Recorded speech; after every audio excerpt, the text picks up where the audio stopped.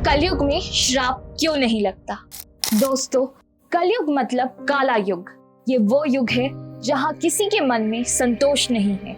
ऐसा युग जिसमें एक मनुष्य के अंदर सबसे ज्यादा मानसिक और शारीरिक विकार होते हैं।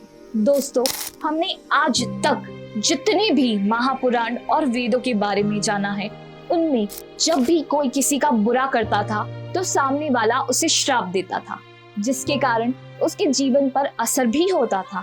जो श्राप सच हो जाता था। लेकिन कलयुग में ऐसा नहीं होता। क्या आप जानते हैं कि कलयुग में श्राप क्यों नहीं लगता? अगर नहीं जानते तो ये वीडियो अंत तक ध्यान से जरूर देखिए। क्या पता आपको श्राप या वरदान देने का तरीका भी कहीं ना कहीं मालूम हो जाए। दोस्तों, श्राप देने के लिए जो सबसे जरूरी शक्ति होती है वो है स्पिरिचुअल एनर्जी, यानी आध्यात्मिक ऊर्जा, जिसके लिए अध्यात्म के मार्ग को सिर्फ फॉलो नहीं करना पड़ता बल्कि जीना भी पड़ता है। जैसे हमारे हाथ पैर शरीर के अंग हैं, वो हमें मालूम है कि सभी मनुष्यों के पास ये होंगे ही। किसी विकार के कारण ये अंग नहीं हो वो एक अलग मुद्दा है, लेकिन एक कॉमन सी बात करें तो हाथ पैर सभी के होते हैं। उसी तरह अध्यात्म का मार्ग भी इस तरह जिया जाए, कोई संकल्प इस तरह पूरा किया जाए जैसे वो जीवन का एक जरूरी हिस्सा है जो जन्म से ही हमारे साथ है और चाह करके भी उसे अलग नहीं किया जा सकता। किसी संकल्प को या अध्यात्म को इस तरह जीने पर ही वो ऊर्जा एक मनुष्य में इकट्ठी होती है, जिस ऊर्जा का इस्तेमाल करके वो मनुष्य अपने मुंह से निकले हर शब्द को सच कर सके। चलिए एक उदाहरण देते हैं। संकल्प का उदाहरण ले तो गंधारी से बड़ा उदाहरण क्या हो सकता है। महाभारत में जब गंधारी का विवाह धृतराष्ट्र से हुआ, तब अपने पति को अंधा देखकर उसने अपनी सारी उम्र अपनी आंखों पर पट्टी बांधकर उसने इसे ही सच मानकर अपने जीवन का हिस्सा बना लिया।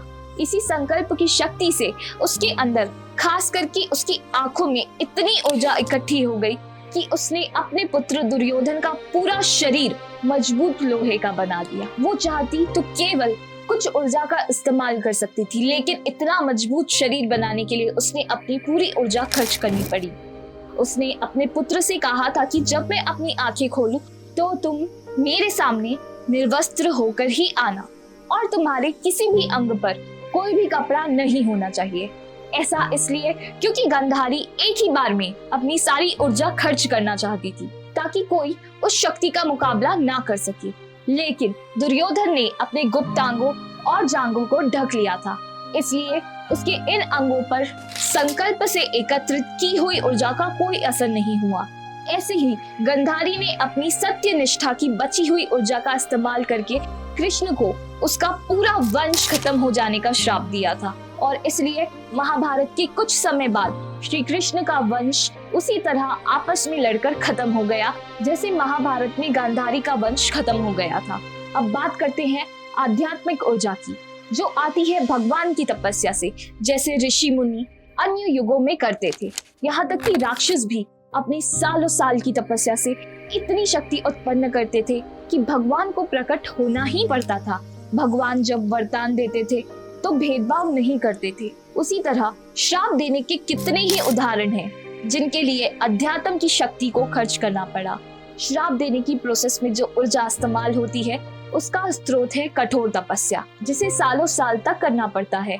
जैसे आज ज्यादा दौलतमंद इंसान अमीर और पावरफुल होता है और अपनी इच्छाओं पर वो दौलत खर्च करता है, उसी तरह बाकी युगों में दौलत से ज्यादा महत्व ऊर्जा और आध्यात्मिक शक्ति का होता था। श्राप के लिए शक्तिशाली ऊर्जा को खर्च किया जाता था, तभी तो बड़े बड़े राजा महाराजा भी ऋषि मुनियों के श्राप से बच नहीं पाते थे। खुद देवताओं और भगवान को भी श्राप भोगना पड़ जाता था। दोस्तों, अब ये सब बातें सुनकर आपको थोड़ा बहुत अंदाजा तो हो ही गया होगा कि कलयुग में श्राप क्यों नहीं लगते। इस युग में लोग ना तो सत्य निष्ठा का पालन कर सकते हैं, ना ही खुद की इंद्रियों पर नियंत्रण कर सकते हैं और ना ही तपस्या कर सकते हैं। इसलिए उनमें कभी वो ऊर्जा, वो शक्ति नहीं आ सकती जिससे वो किसी को श्राप दे सके। कलयुग में स्वार्थ और लालच ने पैर पसार लिए हैं। लोग किसी का भला भी तभी करते हैं जब उनका भी कोई स्वार्थ हो। बड़े बड़े गुरु और संत कहे जाने वाले मनुष्य भी वो ऊर्जा नहीं जुटा पाते क्योंकि वो सांसारिक मोह माया से खुद को दूर नहीं कर पाते। इसलिए कलयुग में इस शक्ति का अस्तित्व भी समाप्त हो गया है। अगर कलयुग में भी कोई सत्य निष्ठा और तपस्या का पालन कर पाए तो आज भी मनुष्य वो ऊर्जा उत्पन्न कर सकता है, लेकिन साथ ही उसे कठोर जीवन शैली अपनाकर आध्यात्म के लिए हर नियम का पालन करना होगा। लेकिन शायद कलयुग में अपनी इंद्रियों पर किसी का इतना नियंत्रण नहीं होगा। दोस्तों, क्या आप किसी ऐसे मनुष्य, गुरु या संत महाराज को जानते हैं जो सत्य निष्ठा का पालन करते हो, तपस्या करते हो और जिन्होंने अपनी भक्तों की श्रद्धा से एक पैसे का भी फायदा ना कमाया हो? अगर आप जानते हैं तो हमें कमेंट बॉक्स में कमेंट करके जरूर बताइए। हमें भी ऐसे महापुरुष का नाम जानकर खुशी होगी। और ये वीडियो अपने सगे संबंधियों के साथ शेयर जरूर करिए। हो सकता है वो किसी ऐसे गुरु को जानते हो या कलयुग की किसी घटना को जानते हो जिसे जानने की जरूरत हम सभी को है। वीडियो को लाइक और सब्सक्राइब जरूर कर दे और आप हमसे हमारे फेसबुक पेज के माध्यम से भी जुड़ सकते हैं। धन्यवाद।